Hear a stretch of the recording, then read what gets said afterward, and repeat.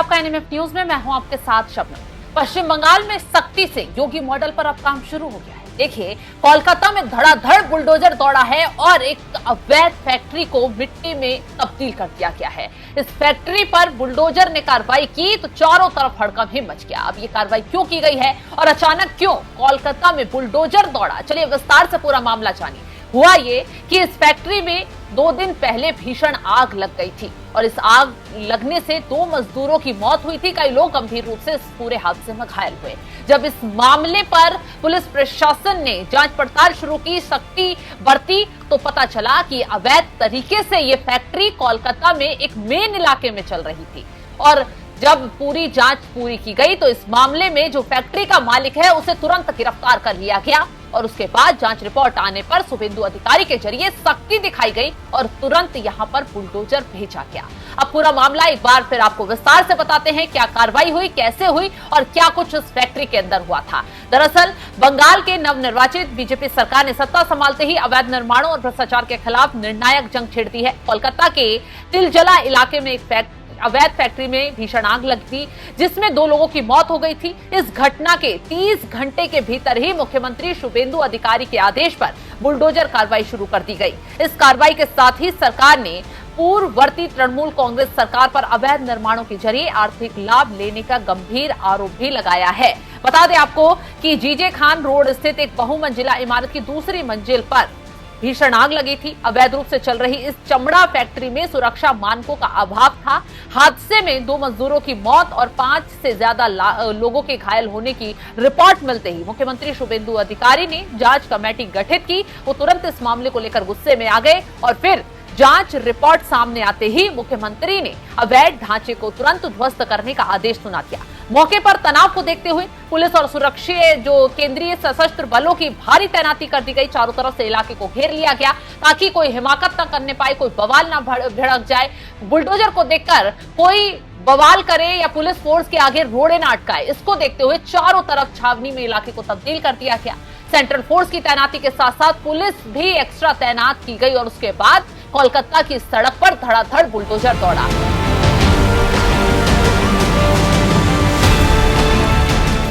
तो इसी बीच अब दमकल और आपातकालीन सेवा विभाग ने भी बड़ी कार्रवाई की है। इस घटना में पर्यवेक्षण, निरीक्षण और सुरक्षा नियमों को लागू करने में गंभीर लापरवाही पाए जाने के कारण प्रगति मैदान फायर स्टेशन के स्टेशन ऑफिसर और ऑफिसर इंचार्ज गौतम दास को तत्काल प्रभाव से निलंबित कर दिया गया है। आदेश के मुताबिक उनके खिलाफ विभागीय जांच शुरू कर दी गई है जिसे 1 महीने के अंदर पूरा करना होगा और निलंबन अवधि के दौरान वो फायर मुख्यालय में से संबंध रहेंगे। तो इसी को कार्रवाई के दौरान महिला बाल विकास मंत्री अग्निमित्रा पॉल ने पिछली सरकार को आड़े हाथों लिया। उन्होंने तंज कसते हुए कहा कि ये सब नियत का खेल है। पिछली तृणमूल सरकार की मंशा कभी जनता की सुरक्षा की नहीं थी। Murdered. Today also that happened. 2 people died out of asphyxiation and 3 of them are in very serious condition. There were almost 30 workers. Others fled, could flee, but these people couldn't flee. So who gave the permission? Mr. Fayyad Hakim, you gave the permission. Your department gave the permission to build such a building with no NOC, no planning, no trade license, no fire license. You are answerable, Mr. Fayyad Hakim. You are answerable, Mamata Banerjee. You are answerable, Abhishek Banerjee. You are answerable, TMC party.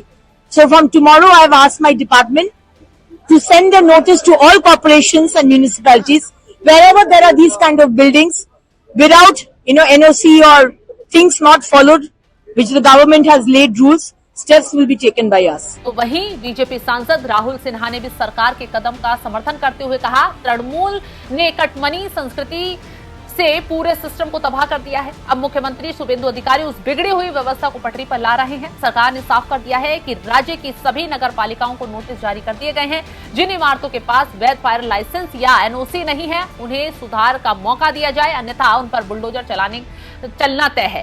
तो फिलहाल police ने factory मालिक जफर निसार को गिरफ्तार कर लिया है। मुख्यमंत्री ने सख्त निर्देश दिए हैं कि शहर की सभी अवैध और खतरनाक फैक्ट्रियों के पानी, बिजली के कनेक्शन तुरंत काट दिए जाएं।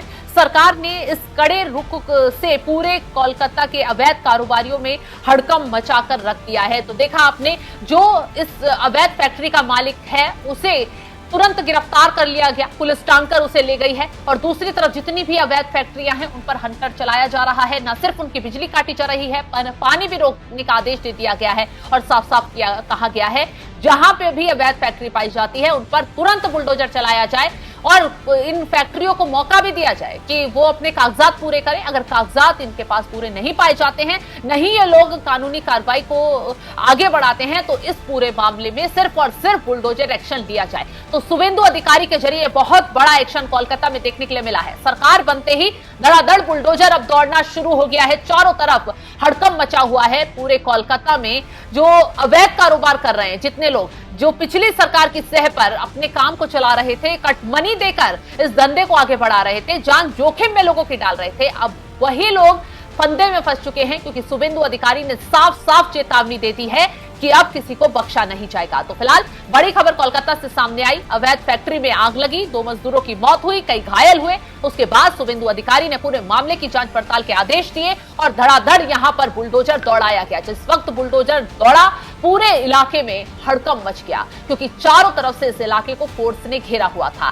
खैर, अभी तो एक फैक्ट्री पर बुलडोजर चला है, आगे तस्वीर तमाम और अवैध फैक्ट्रियों पर बुलडोजर दौड़ने की निकलकर सामने आ सकती है क्योंकि जीरो टॉलरेंस नीति के तहत अब बंगाल में कार्रवाई की जा रही है। तो फिलहाल इस खबर को लेकर आप क्या कुछ राय रखते हैं, कमेंट बॉक्स में जरूर बताएं।